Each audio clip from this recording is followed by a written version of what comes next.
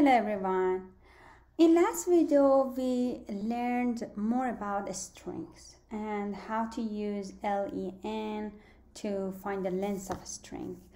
We learned about type, str and indexing also. Len and type are some examples of built-in function, like print also was a built-in function, right? A function carries a task in Python, and built-in functions are those functions that are always available for use in Python. Today we will go through some more examples of built-in functions, and then finally we are going to learn about modules and packages.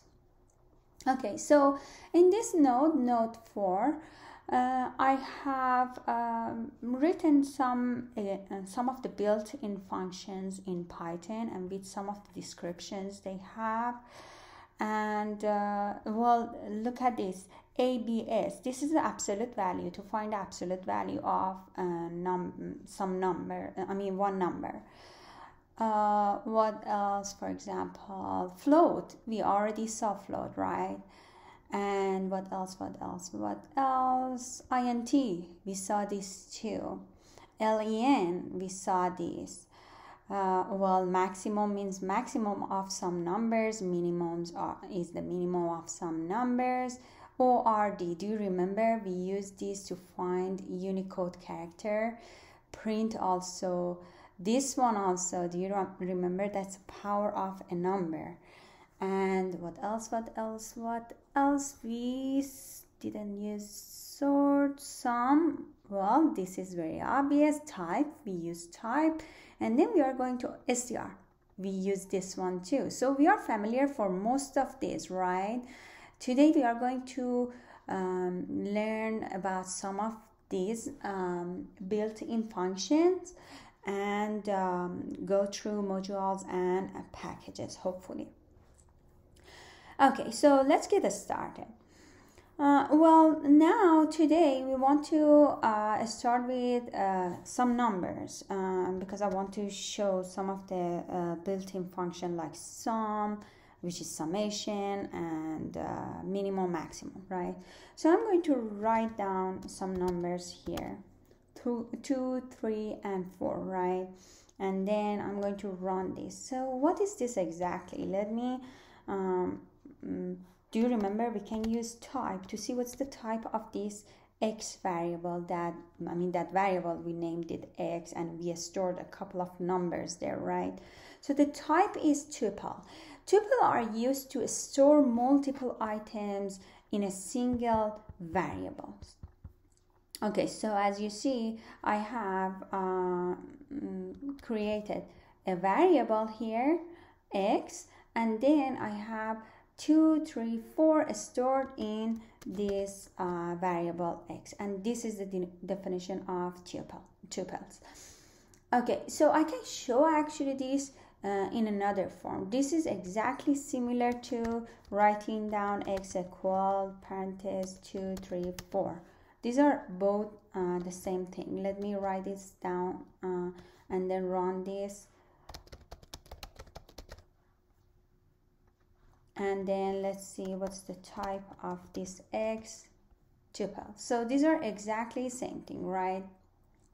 Okay, so now I have a variable x, set of numbers like 2, 3, 4. I want to see what is the sum of x. Well, 9.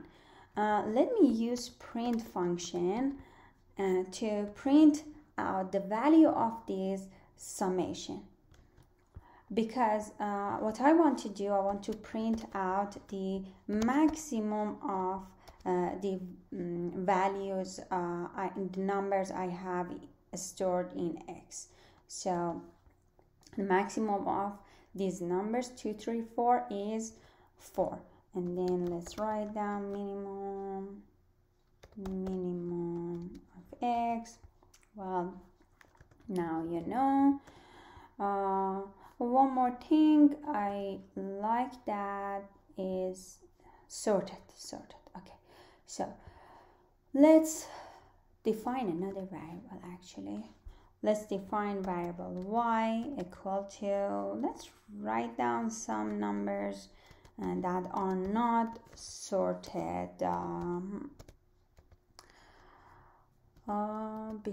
24. Okay, I'm going to run this and I'm going to use sorted here, and let's, you know what, let's print out the way Python is going to print out the variable y, the content of this, and then I'm going to print out the sorted of y. Okay, see what happens. 2, 2, 3, 5, 10, 24. Do we have all of them? Yes, we have all of them, right? Let's see what is the length of y. 6. We have 6 numbers here, right? So we are using all this built-in function. I'm using print function to print out the value of these functions. What's that? Yeah, functions. Okay, so do you see that the tuple has parentheses and this one shows bracket? Well, let's see what happens if I print the type of sorted y. Well, it changed to list. List is another way to store data in Python. Okay, remember, when we use sorted, the type of y changes to list. So now what is the list? Let's say I have y equal, I'm going to use bracket 2, 3, 4, 5, and I'm going to see what's the type of this y, and you will see list. Okay, so list is another way of sorting, what's that? No, not sorting, saving or storing numbers in Python. So tuple, list, and then later we will learn about array. Arrays are also very useful. So we'll go through each of them in detail later whenever we use them. So let me actually write a note for you here, comment here. When we use bracket, a square bracket, right? A square bracket, we are storing these numbers in list. And then same comment goes here when we are using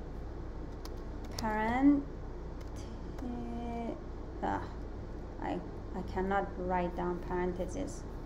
Let me see. Parentheses. Oops. Good. I got it. Okay. Parentheses, we are storing these numbers in. What is this one? What was the first one? Tuple, right? And tuple. Okay, so list, tuple. Now let's go back to do something like using built-in function. Where is that? Range. Do we find range here? No, I found round, not range. Oh, here, range. Okay, let's see what range does. We are going to use this in simulation a lot.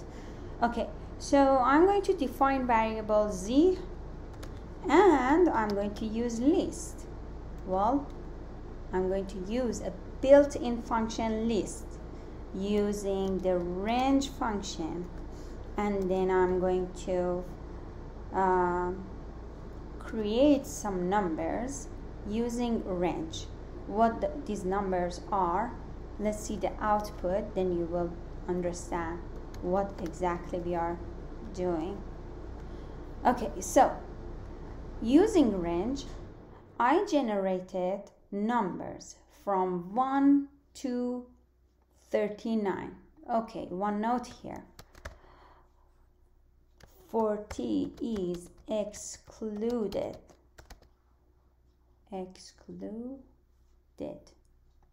D-E-D. Okay, so the last number is excluded. And then I use list to list all these numbers. And as you see, it's in the bracket, right? Okay, so I generated numbers from 1 to 40 using range, and then listed them all using list function, and then I printed Z.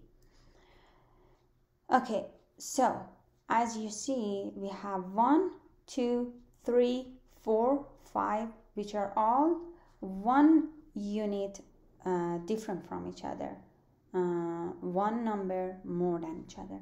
So these are all integer value, right? You remember this. These are all integer value. Now I'm going to create another function z2. Another variable z2. And now I'm going to list numbers that I'm going to generate using range. 1 to 40.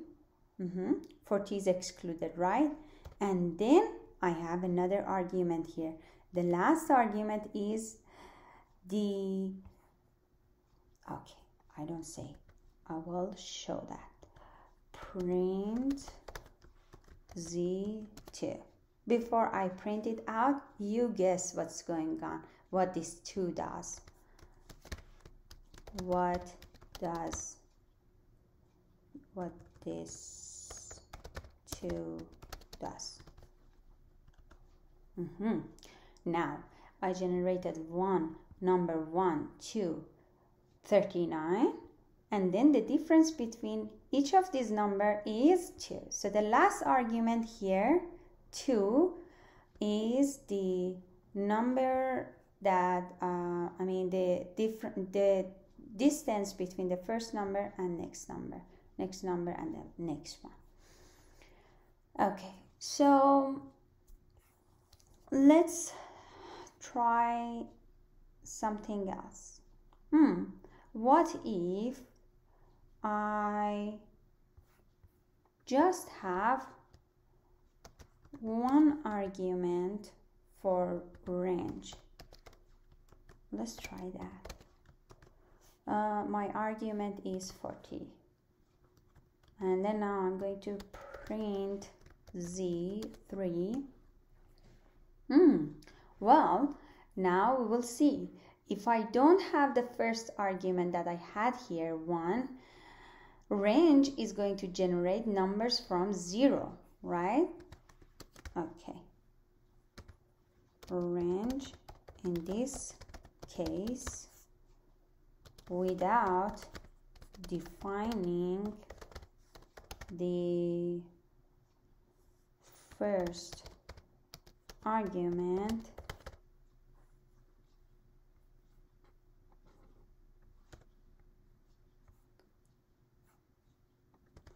range will generate numbers from 0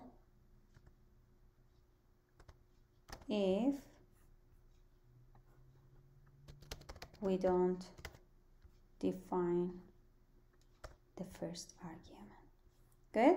Okay, so now you see range could have 1 argument, 2 arguments, 3 arguments. Another note here, I'm going to write down range. Range can have 3 arguments. Do you remember print also had one argument, SEP, separate. So this function also have 3 arguments. If you don't define one of the argument, it's going to just read the last number like the second argument. And then if you don't define the last argument, it's going to just choose the difference 1 between each numbers. And then again, the last number is excluded. What that means you are not going to see the last number in the set of number you generated. Okay, one more thing about list. I'm going to create another variable, list all the generated number from 10 to 40. Okay, so these numbers you see here are all integer numbers, right? But here we have float. What happens if we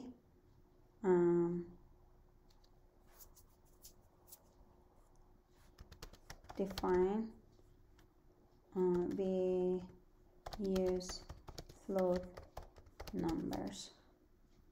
Okay, so what happens? I will receive error because we cannot use anything except integer. Float object cannot be interpreted as integer, right? So whose problem is that? Is that problem of list or problem of range? I'm going to separate these and see which of these functions are causing problems, list or range. Okay, I'm going to define it here and then let's run it. So now you understand, range itself couldn't accept integer number.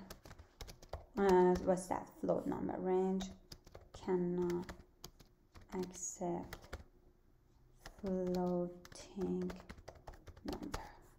Okay, so later we will talk about module and packages. We are going to use NumPy packages in Python, and then using NumPy we are going to create arrays of numbers, and then we can easily generate numbers which are even floating numbers, right? Okay, so one interesting thing now, let's say here I have a list of numbers from 0 to 40, right? 39. So this variable z3 is a set of numbers, right? What can I do here? I can, for example, find the summation of all values I stored in z3, right? Look at this, 780. I can make it fancier. Let's see, how can I make it fancier so when you are reading this you understand what's going on. I can use comma and then I can print out something here. This is the summation of all values stored in Z3, and then I'm keeping a space here because let's see why, because this space goes here and then the number is going to be printed out, right? Summation of Z3. If I didn't have a space here, this number would get closer to that. Let's try that, then you will understand what I say. It's kind of more beautiful. What happened? Oops. Well, obviously it's automatically Python will does that. Okay, good. I also learned something. So doesn't matter if I have a space here or not a space here, without a space. Still there will be a separation between these two expression I have, this expression and the next one. Why? Because by default Python will have a space as a separation argument. Okay, so remember that. Now I learned this one in Python too. Because in different programming languages, we have different kind of default setting. So for that reason, and you never can memorize all the programming languages and what they do, except maybe one or two that you worked for like a long time, then you will memorize that. Okay, so what we learned here, we learned using range to generate numbers. We learned about list a little bit, right? And we learned about sorted. Did we learn about absolute value? Let's say define a number 5, and then I want to see what is the absolute value of 5. Well, that's an easy question, right? 5. Let's see what's the absolute value of negative 5. 5. What's the absolute value of negative 5.3? It's 5.3, right? Okay. We used absolute value of 2. Oh, now I want to show you something. Well, do you remember I said range has 3 arguments, and then if I don't have 2 of these arguments, it's going to just accept the argument we gave it as a middle argument, as the second argument. Well, absolute value, what is absolute value? Absolute value is the distance from 0 to that specific number on the real number line, right?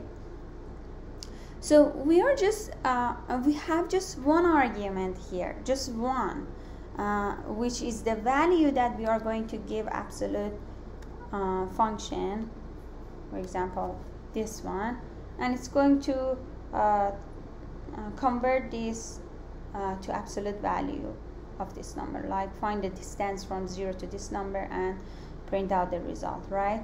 So is that even, does it make sense if I have 2 arguments here? Maybe you're thinking, yeah, it can give absolute value of this one and then absolute value of this one, but no, absolute value, some of the built-in function cannot do that. Well, it depends on what kind of built-in function is that. So absolute value can't have 2 arguments. Okay, so I'm going to actually cut this, and then I'm going to later paste that for you because I have something in my mind. What else? We are going to use round. What round does, I'm going to have 3.42, right? It's going to round it to 3 for us, right? And then this round function have different arguments, 2 arguments actually. 3.42, and then if I say 1, what is going on here? We are going to have 1 digit after decimal, right? So this argument here defines the number of digits that round function is going to keep for us. 2 of them. Okay, so now what we have here, by default. Okay, so by default, I'm going to leave that for later. I'm going to type that later. By default, if I don't have any argument after this number, round function is going to cut all the numbers after decimal for me, right? If I have 0, what happens? It's going to cut all the numbers, and it's going to change this to float. Okay, so now I'm going to write down a note for myself. I'm going to write down a note for myself, and later I'm going to ask you some questions. Okay? Okay, so what is the next topic we are going to talk about? We are going to talk about module and packages. Module programming refers to the process of breaking a large programming task into smaller and more manageable subtasks, or we call them modules. We can use these multiple modules to create a larger application. And then Python module and packages, these two are the mechanism that facilitate module programming. And then we have a standard library, which is a library that is considered part of the language and must be included with any Python system. And then Python's actually standard library is organized into modules. And then module contents are made available to the caller with the import command, or maybe sometimes related statement, to get access to constant and functions from the standard library. So we use import command or related statement. And then functions defined in a module must be explicitly loaded into your program before they can be used. And then same thing to packages. Now, what is the package?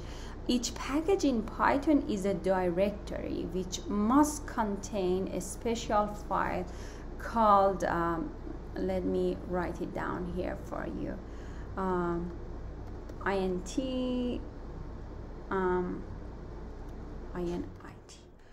init dot py. So package, which is a directory, must contain a special file which is called init.py. A package is basically a directory with Python's files and a file with the kind of name I said, this one. And then package also can be imported the same way a module can be imported using import function, import statement or command. From a certain package, we can import one or many modules. For example, from math package, we can import Pi. So this is the way we are importing some modules from a certain package. This will be the package, and this is going to be the module we are going to use and extract from this package. Okay, effects of import statement will persist between different cells. So when I write down import something, it will be used for all the other cells unless you go ahead and restart the kernel. If you restart the kernel, you don't have the effect of import anymore unless you again run the import function and import a certain module from a certain function. Okay, so I said math package. So we can have an example of, I will actually write down a note here for you for modules and a package later when I'm saving this note for you. But I'm going to give it a title here. Now you know we are starting modules and packages. Okay, so math package. Math package, there's a kind of website that I found useful. Actually, it's in Python.org. So that's a library of math. I have copied paste the most important methods that we have in math package. I'm going to paste all of them here for you and then make this the raw. You will see that this is HTML or address of this website that they explain the library math, and then all the methods, floor function, cell function, and then combination, exponential, logarithm, what else, log base 10, log base 2, sine, cosine, all of these things that you may heard of before, and the kind of description of each of them. For example, gamma function, so which is a kind of a statistical function. Math E, so E is 2.7182. So these are all what we can get from math function. So I'm going to import math here for you. So I said the way we kind of activate or call this function, this package, is by import function. And then if I want to import a specific method, I'm going to say from math package, now import pi. So this gives me the ability to just print out the pi value from the math function. Let's see what's that here. Let me see if I can print the E value. No, I cannot, because we had it in a method. I guess we can do that. Okay, so now, oh, well, what did I do here? Because I just imported pi, right? I caught my mistake. Let's import E and then print E. Okay, see, that is the way it works, right? What else I could do? I could say from math, let's import multiple things like pi, E, both of them. And now please print both of them for me, pi and E. And we know by default they are going to separate by a space, right? Okay, good. We learned this now. What else? Let me see. You should try all of them. Please try each of them to see. Yeah, at least those you know already. Try those. Okay. I want to use print sine of 0.5 multiply pi, because we already imported pi, right? I can use pi. Why? Because I already imported pi. What happened here now? Oh God, really? Okay. Why? Can anyone find my mistake here, please? Oh, actually, it's already said that. Okay, don't worry about that. I wanted to make it a participation point, but unfortunately I cannot because it already said that. Okay, so import sine, but I have to say from math import this one, right? Okay, so now we have this. Okay, so we are learning from our error, our mistakes, right? Okay, so one other thing really seems funny. Import math as mathematics. So what this does, it's going to change the math name to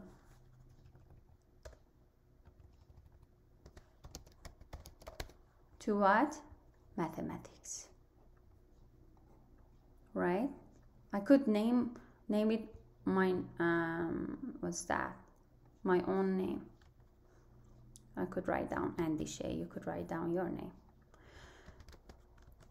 Okay, so what I'm going to do here, you know what I'm going to do here? I'm going to show you something else. Okay, so I'm going to print mathematics dot cosine. Oops, can I even write that?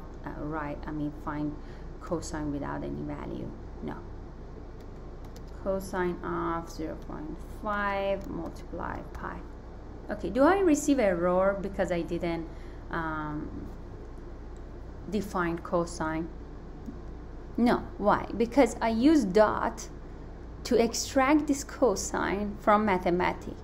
So there are two ways now. Either I could say from math import sine, or from math import cosine, and then directly use sine, right? Or what I could do, I could say math dot sine of 0.5 multiply pi. These are the two ways. So either I could use without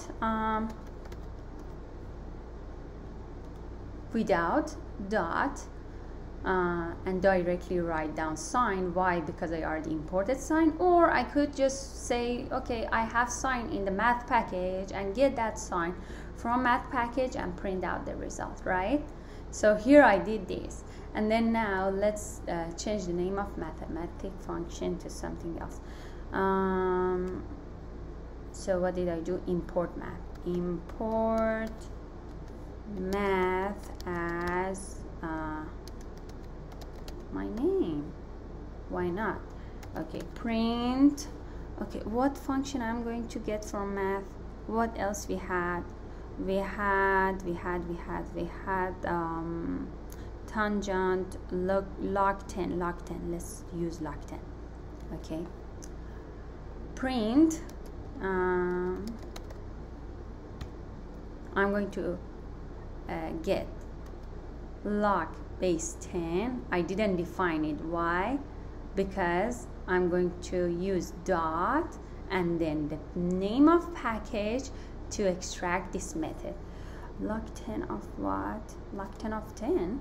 You already know the result. It will be 1, right? Let's print again. I'm using Andy Shea's package. Well, that's not my package. I didn't create that. And a log base 2 is 1, right? Let's see what happens. Like, oops, it's undefined, right? Okay, I don't want error. Okay, I think you already know how to use math package. Let's learn about another package about NumPy. Okay, so I'm going to print this here. Markdown. Okay, so NumPy package, what it does, NumPy contains a multi-dimensional array and matrix data structures. Like if we have a data frame, if we have data set, NumPy is the best package to use because we can make it as a, define it as a matrix, define our data set as a matrix and have the columns and rows, and then imagine we have variables, we have individuals, we can have a whole data set, right, and do all the statistical analysis we want on this data set, right? So NumPy is useful for that purposes. And NumPy also contains random number generator. So now here is my question. What function, built-in function I showed you previously in this video that generated numbers. So write down that question, for me. That is your first participation point, right? And then later I'm going to ask you another participation point, participation question. I said what built-in function generates numbers, right? So this is the first question. You will just write down the function that I introduced a couple of minutes ago. Okay, let's work on NumPy, and then you have the website here. Okay, so I'm going to import NumPy, and then I'm going to define a variable x, and then I'm going to generate dot arrange 0, 5.5, 0.5. Do you know what I'm doing here? Kind of should be kind of familiar to you. I'm generating numbers using arrange method, right? Okay, so now I'm going to print the result of x. Good. Okay, so what I have here, I have number from 0 to 5.5. 5.5 is not included, means 5.5 is excluded, and the distance between each number is 0.5. Do you remember in the previous function that I talked about, built-in function, and I was generating numbers? I couldn't have floating number, right? But here I have floating number. In that function we just had integer value. I'm not calling that function. I'm not saying the name of that function. Why? Because that's your participation point. Okay, so can I use sum here? Of course you can use print sum, well, x, capital X. Okay, so 20.7. And then now I'm going to creating, you know what, I see people do that.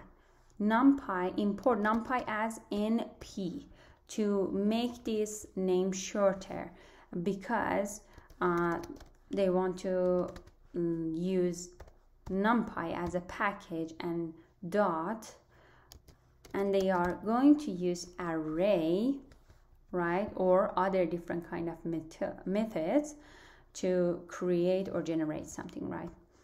I'm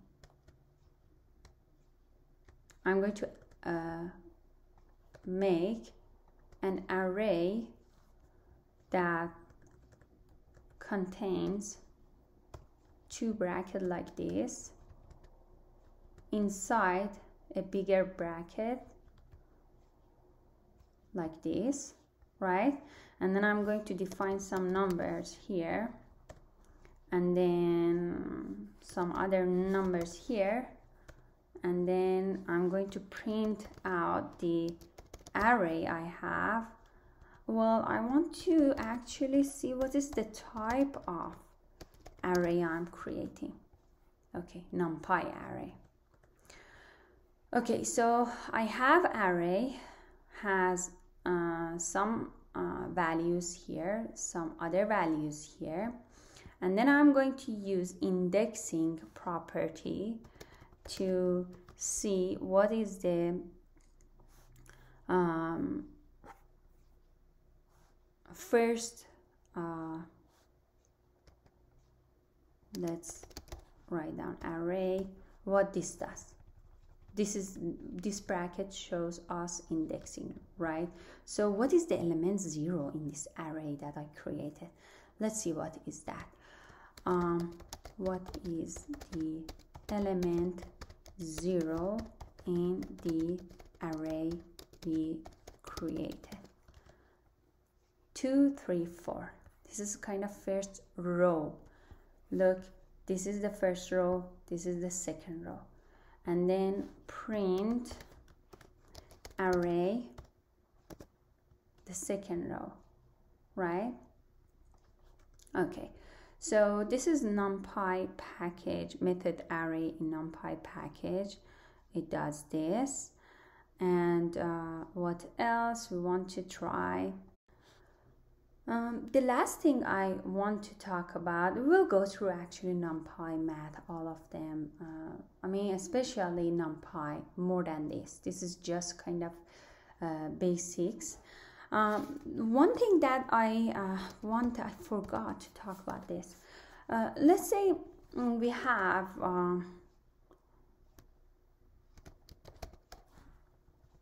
5 candy, and then I'm going to use some operation, mathematical operation here, which is very useful when we are talking about the concept of like for loop or this kind of things, while loop. Okay, so I defined candy, 5 candy, right? And then I want to create a new variable named the exact same as the previous one, and then add 10 more candy to this. So if I print the number of candy, what do you think is the outcome? Look, I have one initial variable, and at this point I'm updating variable candy, updating the value of variable candy. So what this means 5 goes here plus 10. Now I have the updated number of candy. So what I want to actually emphasize on this here, initial number of candy. Okay, and this second one is the updated value of candy.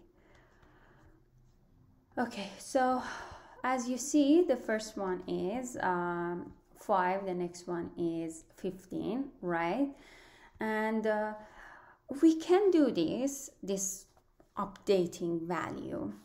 Let me write this down. I mean, copy all of them.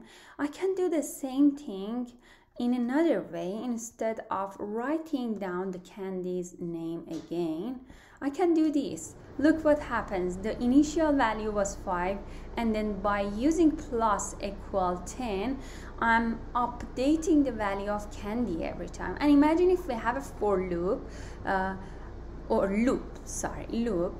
We will go through each loop, and every time we are doing this repeatedly, and this is going to be kind of a value that, I mean, a variable that is going to, value of variable is going to be updated in each loop. So in this kind of in loop actually situation, these are going to be very handy, very useful. Okay, so we can have another form. Instead of plus, I can have negative sign. What happens? The first one is 5, then 5 minus 10, right, is equal to negative 5. And then another one, I can use multiply. What happens? 5, then 50. Can I have division? Let's see. Yes, 5 divided by 10 is 0.5. Okay, so this was the last topic I wanted to talk about today. My question. Okay, so you already have 1 participation point, the question for 1 participation point. Another question was, okay, by default, what is the second argument in round? What does the second argument in round do? Okay, and then how many arguments range accept? So you have 2 more questions for this time. One was the one we talked about, The second question, by default, what is the second argument in round? The third question, how many arguments range accept? So these are your questions for this video. Okay, take care of yourself. Have a good time. We'll see you later.